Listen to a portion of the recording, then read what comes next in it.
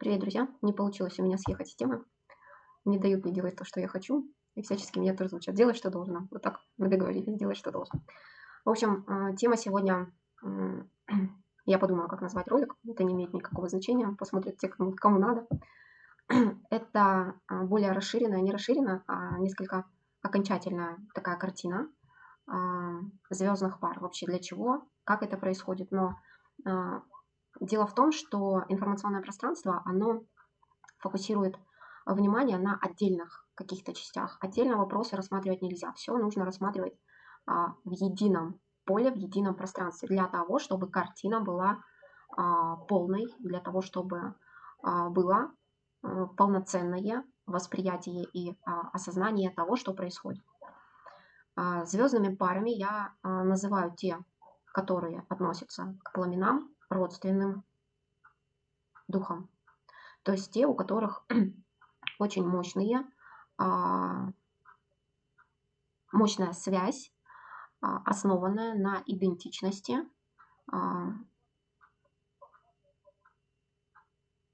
энергоядра сущности, да, существа.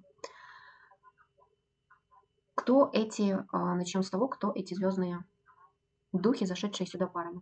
Главным образом это высокие сущности, древние, ну, если так хотите, да, хотя слово тоже то еще. Ну, в общем,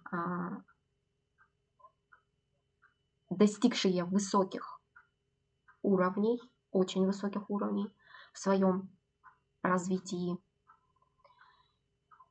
И именно те, которые, ну, достигнуть высоких как бы сфер, не сбалансировав в своем, как раз-таки вот это вот единоначалие, да, не обретя единства через баланс мужского и женского первоначала, да, это невозможно.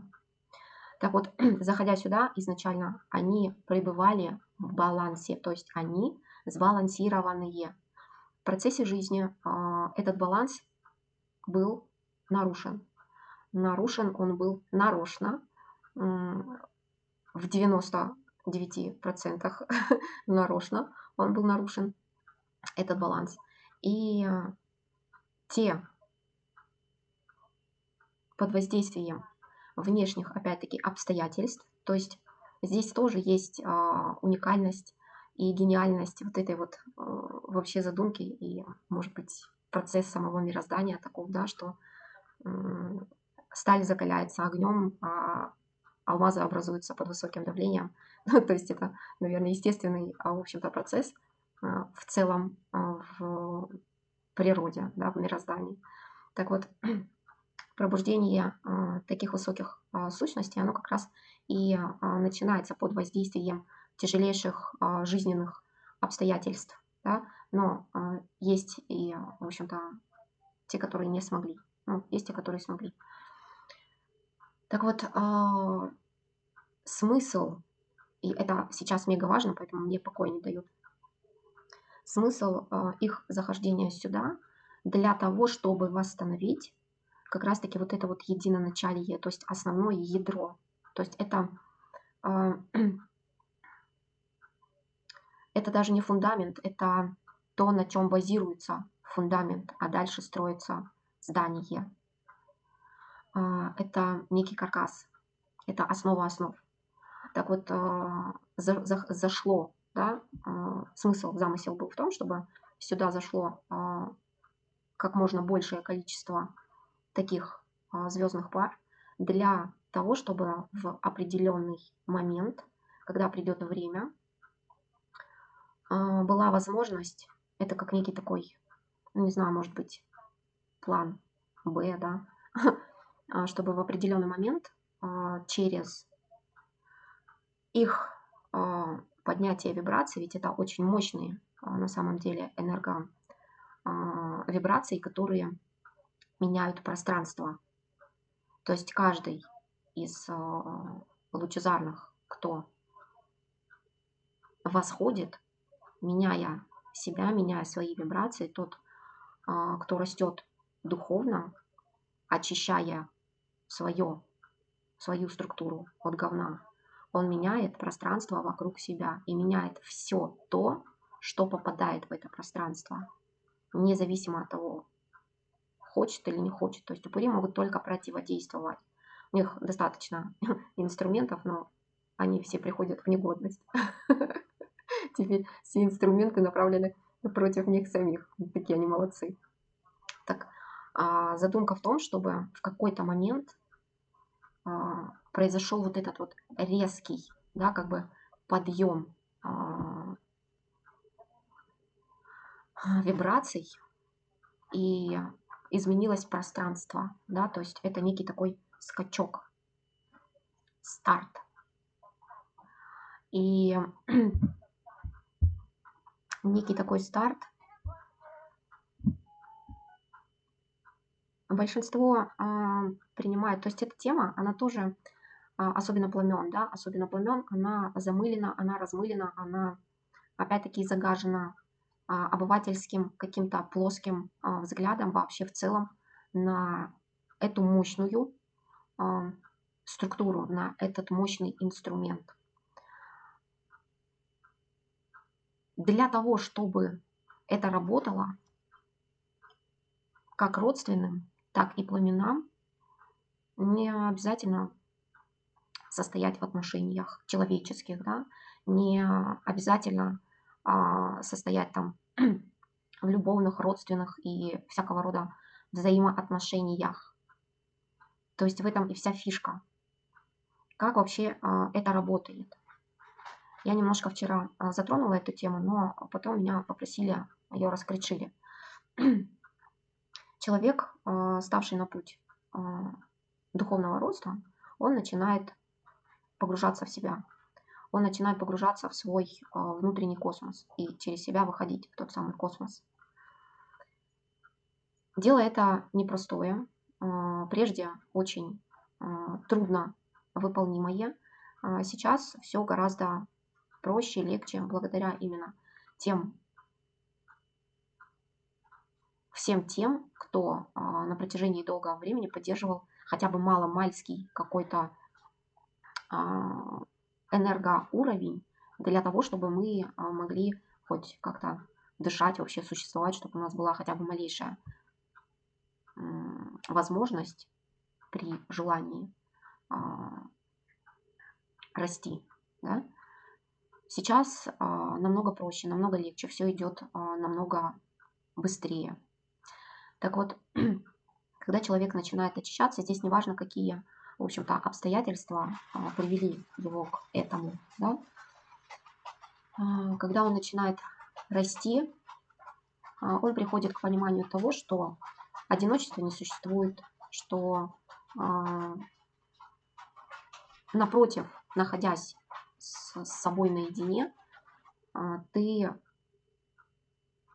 больше познаешь, у тебя пространство не загажено, во всяком случае максимально, да, оно свободно, что ты находишься как бы в потоках энергоинформационных, и это тебя наполняет. Те, которые заходили сюда парами, они могут быть обусловлены, и скорее всего они обусловлены. Что такое обусловлены? Их обуславливали упыри, ну, как я уже говорила, чужими семьями, другими родами, то есть другими ветками, да, родовыми, детьми, не знаю, там, родственниками. Это все обусловленность. Обусловленность. И когда выходишь за пределы, так скажем, навязанного восприятия действительности, ты начинаешь это четко понимать, что здесь что-то кто-то здесь не тот. Но в этой обусловленности тоже есть некая часть помощи, да, потому что как бы там они не мазали, а почему мощные духи, они как бы обуславливаются, да, но на других, скажем так, людей по ряду причин, их много. У кого-то это определенные там религиозные, так скажем, убеждения, да, у кого-то это как бы потребность к воссоединению, но неосознанная. И, как правило, такие люди, они ищут, они не знают, чего ищут, но они ищут как бы есть у них в подсознании примерный, так скажем, образ или свои какие-то ощущения, или неосознанные.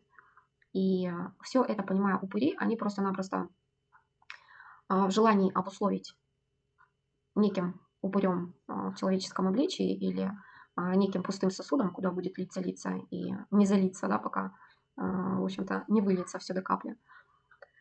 Как вот охота и рыбалка есть, приманка, да, приманка.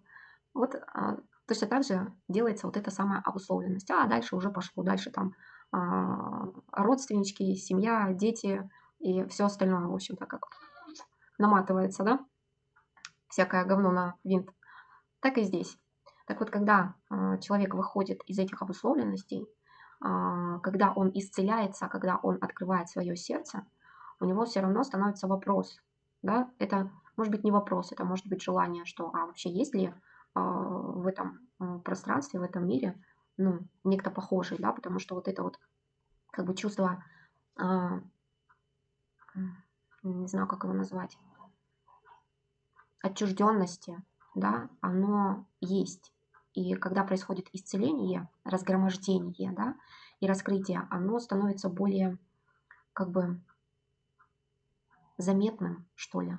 А у кого-то это может быть, просто любопытство, да, то есть интересно, вообще есть какие-то такие похожие, или я так один в этом, в общем-то, диком мире, да.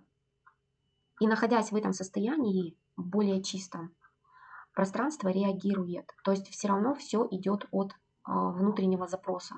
Все равно это идет от внутреннего намерения или желания какого-то. До этого как будто бы пространство, оно не реагирует. Либо человек этого просто не замечает. Да? То есть пространство может в какой-то определенный момент или с какого-то определенного момента ему что-то подкидывать. Но находясь как бы в себе, и не осознавая вот этой вот отчужденности пока еще остро, да, потому что у каждого свои вот эти вот накопленный багаж, проработки, у каждого там свои задачи, которые он в процессе этого роста осознает и проходя по каждому уровню, находясь на каждой ступеньке, это все раскрывается под другим углом, с другим уже восприятием, более расширенным.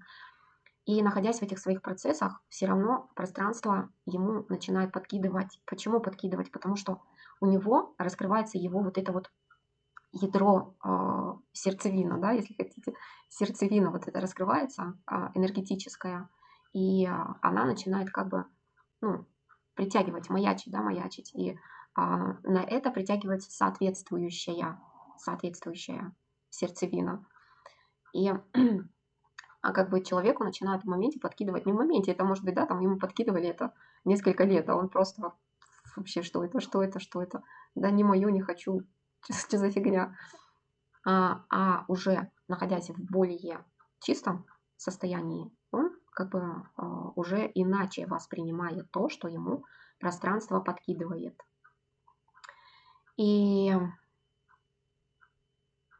помогайте мне. Вчера гром гремел, сегодня затишье, но все равно теряется нить.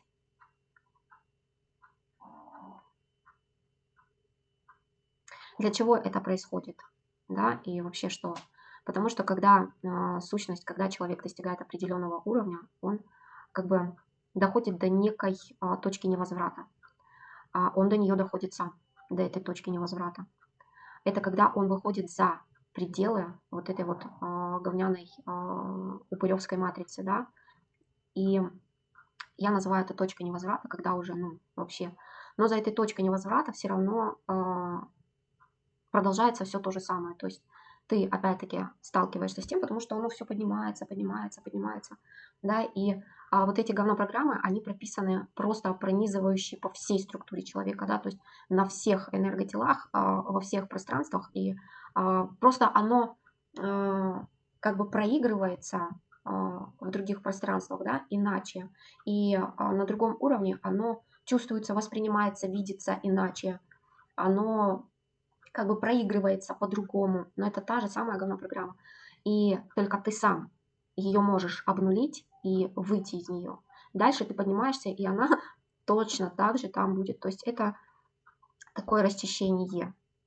Но те, которые идут, вы знаете, что на каждом уровне, при каждом прохождении, очищении огромное количество бонусов. Да? Иначе это не имело бы никакого вообще смысла. То есть все мы понимаем про эти, и знаем про эти невероятные бонусы, которыми поощряют за просто тупо движение. Да? Что ж такое-то? Короче, вот за этой точкой невозврата наступает некий такой момент, когда в пространстве появляется как раз-таки вот это вот проявляется, да, либо пламена, либо родственные. Хотя, как я скажу, что, ну ладно, это другая тема. Почему они проявляются? Потому что ты доходишь до определенного высокого уровня, и на котором тебе нужно восполнение. То есть смотри, ты доходишь до уровня, на котором ты должен, на котором твоя самодостаточность должна перейти в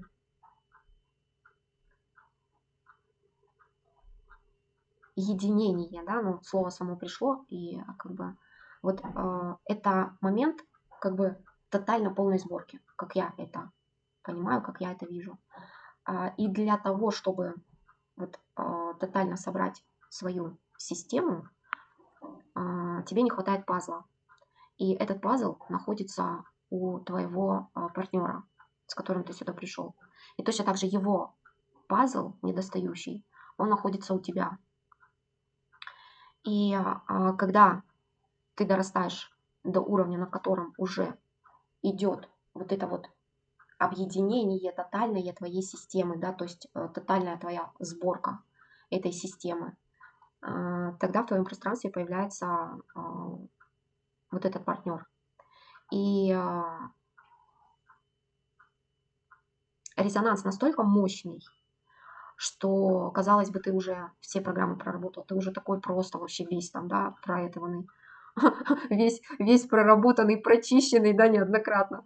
Уже все, короче, там понял, принял и уже все, расслабился, да. Но здесь настолько мощный резонанс, что оно просто вот как накипь какая-то, да, от кислоты начинает вылезать. Опять-таки, и там у каждого свой набор, что там вылезает. Те же самые страхи, комплексы, опять-таки предрассудки, остатки, ошметки шаблонов, от того, что там бабка говорила, детка что-то там говорил. И все вот это вот, оно как накипь начинает вот так вот вылазить. И я подчеркну, что здесь не обязательно с учетом того, как работа с парами была проведена, но они обосрались в том, что не обязательно как бы встречаться людям, достаточно дойти до определенного уровня точки невозврата, чтобы в твоем пространстве проявилась вот эта вот энергия, да, недостающая тебе для тотальной, в общем-то, ну почему мне слово это ушло и никак не идет.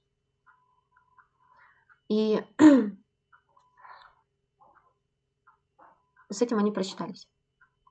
Не обязательно, достаточно того, чтобы ты сам обратил внимание на те сигналы, на те импульсы, которые дает тебе твоя система. И какие при этом с тобой происходят, там, не знаю, бурления, что у тебя там, мысли. Опять-таки здесь сейчас особенно, смотрите, вот осенняя пора, это будет тотальная попытка упырей на то, чтобы это максимально загасить, потушить, чтобы этого вообще никогда не было, да, то есть вот вообще тотально. Поэтому те программы, то пузырение, та накипь, которая будет у вас вылазить, она будет моментально подключаться, как бы реагировать на то рассеянный туман, который сейчас как бы они посеяли там, где могли. Ну, где-то вообще тотальненько, да. У меня тоже тут был туманчик, но сказали, это просто туман и ничего больше. Ну, это как идти в темноте, да, ты просто идешь, ничего страшного нет. Просто идешь и все. Так и с этим туманом. То есть понимаете, что если у вас там мыслишку вы какую-то поймали, она будет нагнетаться, она будет раскручиваться, и цеплять на себя еще большее говно. Вместо того, чтобы это все выходило, оно будет цеплять на себя еще большее говно. Поэтому будьте сознательны, будьте осознанны и понимайте, что за процессы с вами происходят. И просто убирайте это, обнуляйте эти мысли, работайте со своим мозгом, давайте ему команды. Запрещайте ему подключаться к тем каналам, от которых вы получаете некие негативные послания. Да? Это очень просто. Но я думаю, вы знаете, да, как работать со своей системой. Так вот,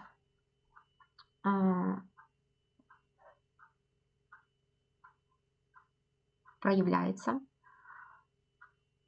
какой-то трешак. Пихали меня, пихали, спать не дали, все, давай, давай, давай, все. А теперь уходят мысли.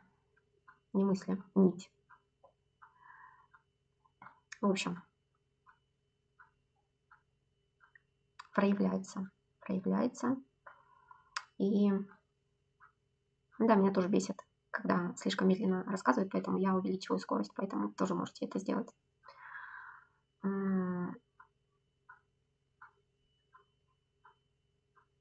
Короче, бурление у вас начинается, да, начинается бурление. Ну что это за бурление? Это тотальная чистка. Причем она очень быстрая, особенно если человек осознанный, особенно если человек понимает, что с ним происходит. Это происходит в таком каком-то ускоренном режиме, как некая такая лавина, да, если человек, опять-таки, понимает, что с ним происходит. И я скажу, что в такой момент это обоюдо, даже если вы находитесь, я не знаю, там в разных мирах, если вы находитесь на разных континентах, ну типа того, да, если вы находитесь там, я не знаю, на разных уровнях, это будет обоюдно. То есть у вас тотальная, обратная, двухсторонняя, всегда работающая связь. Всегда.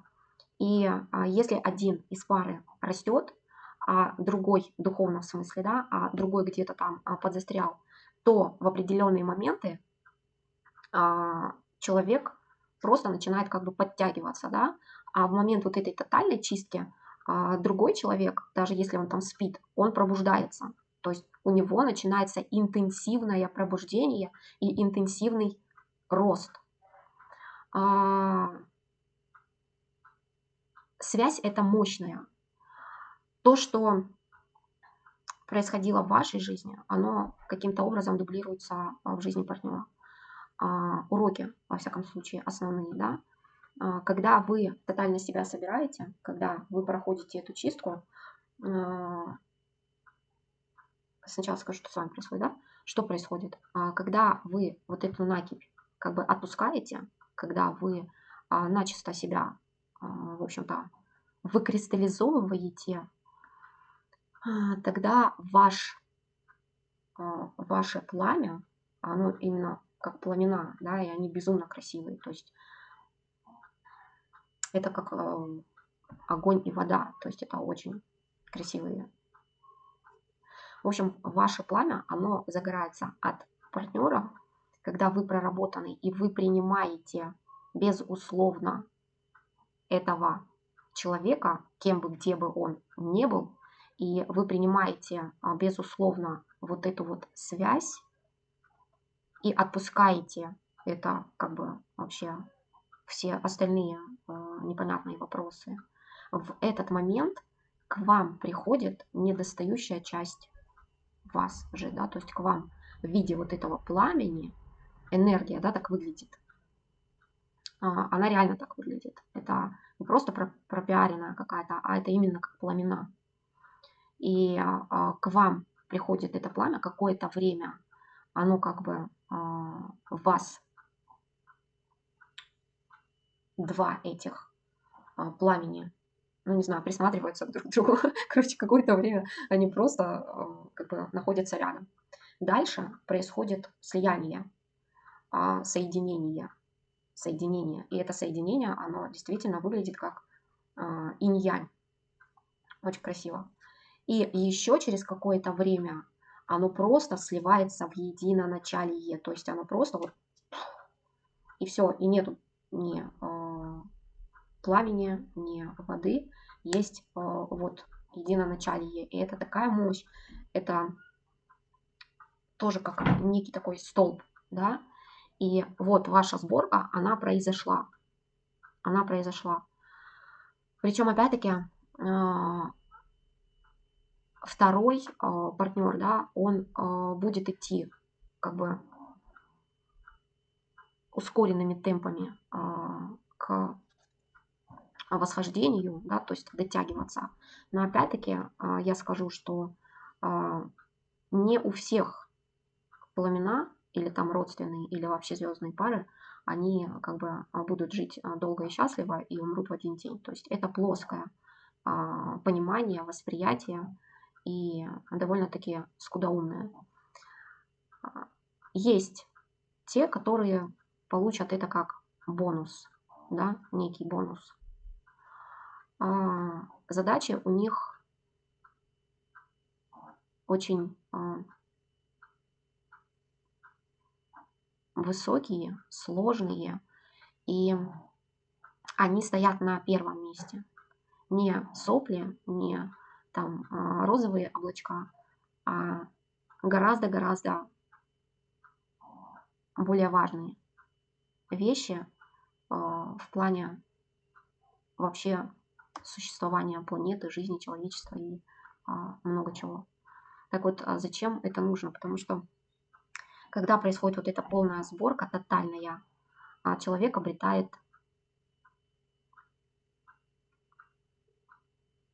доступ к силе, что ли. Ну а к чему тогда? Ну, урезают, меняется пространство. Меняется пространство, и оно расширяется. То есть действие вот этого, как бы этой энергии, оно становится пронизывающим пространство, время, миры. Соединение. Да, я вспомнила. Это те энергии, те люди, которые соединяют небо и землю, да, столпы. Но это не просто небо и земля, это от источника до источника. Это от Создателя сквозь все миры в ядро планеты. Да, ну вот как-то так.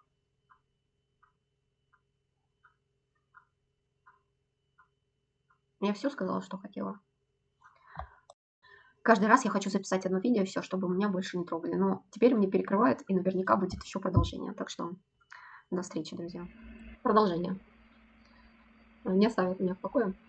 К чему вообще вся эта информация дается? Для того, чтобы было понимание, что в целом происходит с планетой, да, планетарно.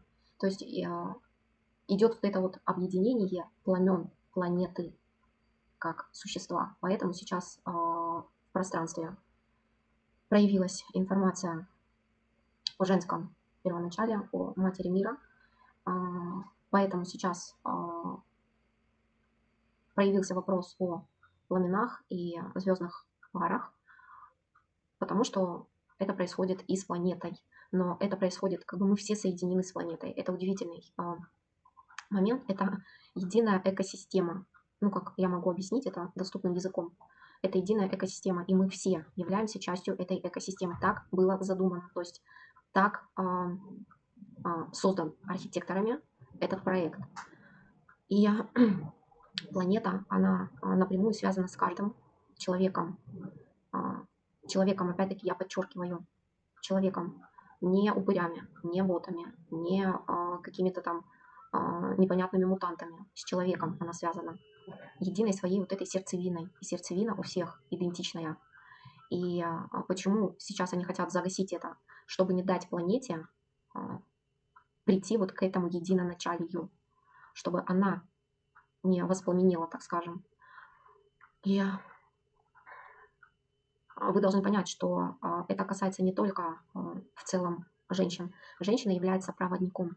Она является тем самым ключом, каналом, который, как бы подключаясь через себя к источнику, она дает энергию для того, чтобы воспряло мужское единоначалие, мужское естество, поскольку его практически задушили.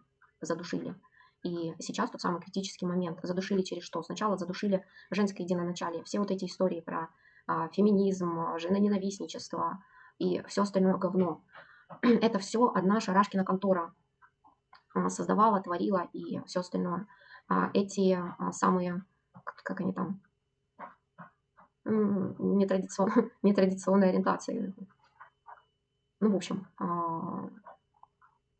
господи, ну, короче, вы поняли. Это все штампы одной шарами. Это все к тому, чтобы уничтожить и человечество, и планету, и вообще все разрушить подчистую через разрушение вот этого самого энергоядра. Но в каждом человеке этих начал два. И нет здесь какого-то более важного. Есть просто определенные задачи и функции у каждого человека, у мужского, да, типа и у женского типа. Как бы есть несколько отличающиеся, так скажем, функции, да, но через вот это вот единение в каждом человеке и в мужчине, и в женщине, приход к этому единоначалию, он дает мощный импульс планете, ее единоначалию. И здесь образуется сеть, то есть здесь восстанавливается вот эта первоначальная энергосистема, да, и происходит такой, такой красивый такой происходит момент воспрять, да. Вот что основной посыл и основная задача. Но почему важна сейчас как бы осознанная женщина? Потому что она проводник, потому что она как бы та самая, не знаю, вилка, которая подключается в розетку абсолюта, да, то есть источника. Вот насколько важна сейчас осознанная, полноценная женщина, а это именно полноценная женщина и полноценный мужчина. Поскольку, опять-таки, почему эти звездные пары? Потому что связь двухсторонняя. Проснулась женщина, мужчина идет за ней. Проснулся мужчина, себя привел к этому как бы единству, себя, свою систему. Он дает импульс и возможность женщине, своей паре выйти на этот уровень, понимаете? То есть это взаимосвязанные процессы. Поэтому не имеет значения, кто здесь пробудился, мужчина, женщина пробудился или оба пробудились. Это даже еще лучше. Но процесс этот взаимосвязанный. И этот процесс взаимосвязанный с планетой. Опять-таки. И вот каждый, он как бы, вот эти столпы, они становятся как узловые точки. И образуется красивая, вот это вот раскрывается структура, кристаллизуется. Вот еще когда происходит вот это вот опять это слово ушло. Да кто ж не мешает, сука, иди отсюда.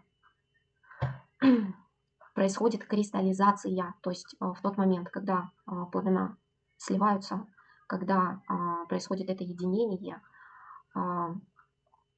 опять-таки через какое-то время, я не задавалась этим вопросом, чем связано, это опять-таки связано с уровнем сознания, потому что в каждом этом процессе уровень сознания, он растет. Я не знаю, есть ли предел этому, скорее всего, нет.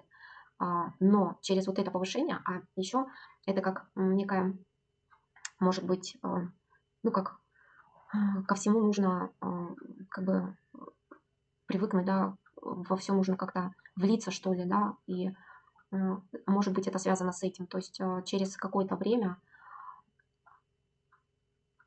твоя сущность, она приобретает кристаллическую, то есть не приобретает, это, наверное, она раскрывается, истинная твоя кристаллическая как бы решетка, ты как бы кристаллизуешься, да, то есть ты становишься чистым кристаллом, каким ты был изначально. И через этот кристалл поток, соответственно, идет мощнее, шире, и он чистый, он не загаженный. То есть в этом кристалле нет призмы, вот этих вот пятен, да, темных, через которые идет искаженная как бы информация, там, где свет не преломляется, не как бы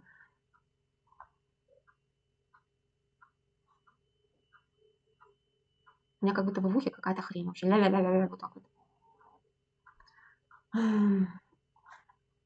То есть ты становишься чистым источником вот этого света.